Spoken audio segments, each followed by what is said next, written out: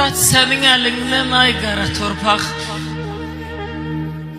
Bilirsənmi səndə nə canlar yatır? Züleyxa baxışlı Yusif Camallı, Muraza çatmayan cavanlar yatır.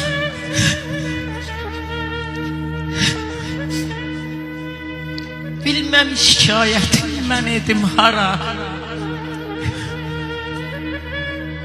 Baxmırsan cavana nə ixtiyara. Özü öz dərdinə tapmayan çara. Təbibi zamanda loğmanlar yatır. Xındı Məmməd həqiqətin vurğunu.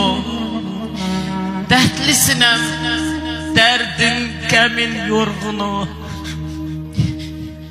Rüstəm qəhrəmanı Qoç Koroğlunu.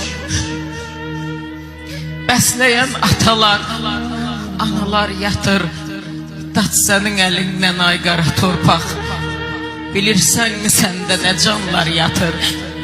Bilseydim evimdən son gedişimdir. Düşəni